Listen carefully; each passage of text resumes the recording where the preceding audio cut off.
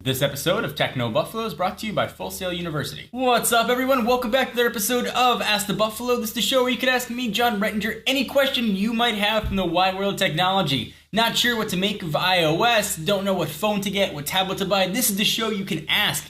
Every Tuesday on TechnoBuffalo.com, we put up a call for questions. You can leave your question in the comments. Otherwise, you can send them to me any time of the day, any day of the week at John4Lakers. Use hashtag AskTheB. I'll make sure I see it. Usually we'll answer 3, 4, 5-ish questions every episode.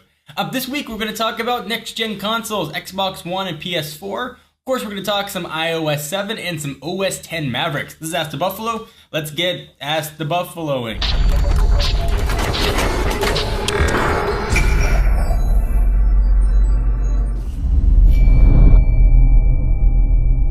Alright, so the first question comes from Twitter and user Kingdom Hearts, who asks, at John4Lakers, which console are you looking forward to more, the PS4 or the Xbox One? So I've said this in a ton of other videos. When I do my console gaming, I've preferred to play on the Xbox. In that case, it was a 360. I liked the way the controller felt, but I always said that I thought the PlayStation 3 was a better value. You got the Blu-ray player, and you could stream a ton of stuff. You're able to get NFL games on there, just get a ton of things in addition to being able to play games.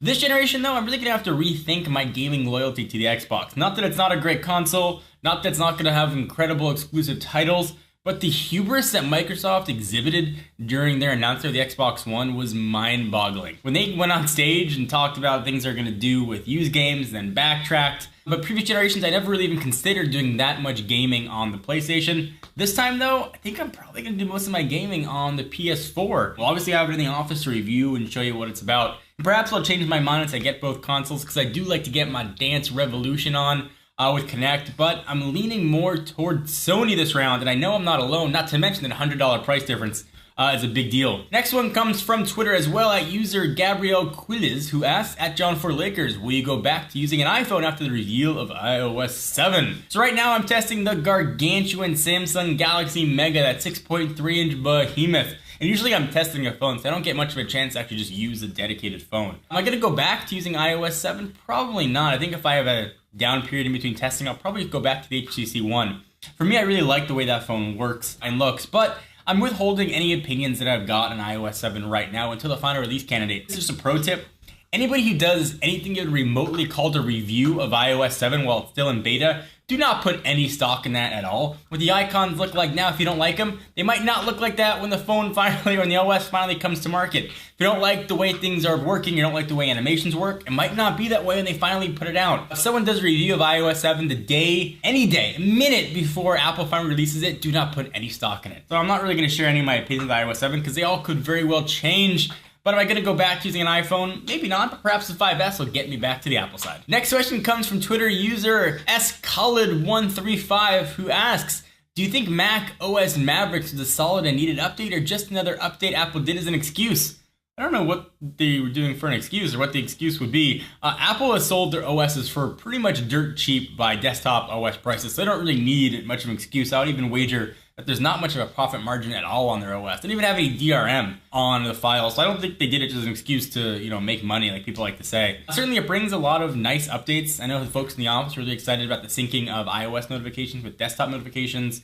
Maps is a nice addition, Books is a nice addition. Is it a giant OS update? No, certainly not. I haven't seen a real reason to update to that must-have feature since Apple introduced Time Machine. That one for me was a must-have reason to upgrade my OS. These has been sort of incremental the past few generations, the cats and now the California locations, but it's nice. You get more stability, presumably you get more security, and you get a few added features as well, and for a really, really, really minuscule price, it's a nice update. But do you guys agree or disagree, or what killer feature on Mavericks are you excited about? Perhaps there's some new features Apple hasn't shared yet. Again, still in developer preview, so many things could change by the time it finally gets released. Love to hear what you guys think. Leave your comments down below. We take a minute from talking all the questions to thank our friends and sponsors at Full Sail University. You know that the mobile app industry is on freaking fire right now, and Full Sail University's online mobile development bachelor's degree program can teach you the skills that you need to take advantage of those emerging opportunities. In this degree, you'll learn both the programming and business sides of mobile development so that you can concept, develop, deploy, and market an application from start to completion.